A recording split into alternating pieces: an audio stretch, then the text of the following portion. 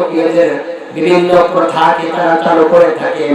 এমন সময় তাদের রসম হলো এই নববর্ষের প্রথম দিনে পান্তা ভাত আর ইলিশের আয়োজন করা হয়, যার মাধ্যমে নাকি আল্লাহ তাদেরকে ভালো ভালো খাবার খাওয়াবে। বলেন না নাউজুবিল্লাহ।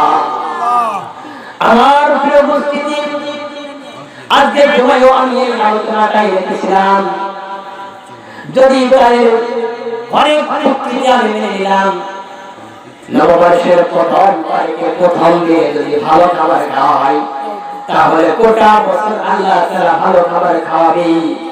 তাহলে তোদের বিবেকটা কেমনে পচে নষ্ট হয়ে গেল? তোরা পান্তা ভাত আর ইলিশ মাছ দিয়ে শুরু করলি।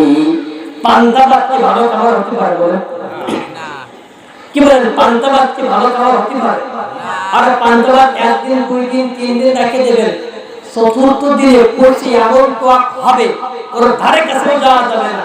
আমাদের সমাজে গরু কেউ খায় না, কথা বলেন ঠিক কি? আর যদি বিড়ালকে দেওয়া হয়, বিড়াল লেজ দিয়ে করে দিয়ে দৌড় মারবে, কথা বলেন ঠিক কিনা? ওর দুর্গন্ধের জ্বালা। আর তারা এই পান্তা ভাতকে পচিয়ে দুর্গন্ধ বানিয়ে এক প্লেট পান্তা ভাত আর ইলিশ মাছ ৫,০০০ টাকা, ১০,০০০ টাকা।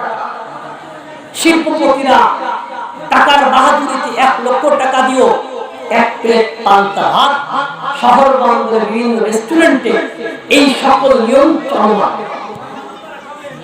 প্রিয় উপস্থিতি, তাহলে আপনার আমার বিবেকটা কোথায় গেল? আরে উচিত তো ছিল, যদি এই কথাই সত্য হয়, তাহলে পোলাও, বিরিয়ানি, কুরমা, বিভিন্ন রকমের দামি দামি খাবারের অ্যারেঞ্জমেন্ট করা হবে। কি বলেন ঠিক কিনা? আর এই দিনে কি করা হয়? বিভিন্ন রকমের দেব দেবী মূর্তি, পশু পাখির, প্রাণীর ভাস্কর্য মূর্তি বানিয়ে মুসলমানরা এই সকল মূর্তির মাধ্যমে মঙ্গল কামনা করে। বলেন না নাউজুবিল্লাহ। আমার দেব দেবী মূর্তির মাধ্যমে মঙ্গল কামনা করে, এটা কি মুসলমানের কাজ হতে পারে নাকি বেধর্মীদের কাজ? বলেন, এটা কাদের কাজ? বলেন, বেধর্মীদের কাজ। তারা বিভিন্ন রকমের দেব দেবীর মাধ্যমে কি করে থাকে? বলেন, মঙ্গল কামনা করে। এখন কি করা হয়? তারা কি করে? এই দেব দেবীর মূর্তি বানিয়ে তারা শুভযাত্রা, মঙ্গল যাত্রা চালু করে। কথা বলেন ঠিক কি? আমরা কথা বলবো করি। তারা কি করে? বিভিন্ন রকমের মূর্তির মাধ্যমে পাখি, পশু, পেঁচা, সিংহ, বাঘ, ভাল্লুক, বিভিন্ন রকমের মূর্তি বানিয়ে যেমন পারো তেমন সাজো, বিভিন্ন রং টাকে ঢোল তবলা নিয়ে তারা মঙ্গল যাত্রা শুরু করে। বলেন না নাউজুবিল্লাহ।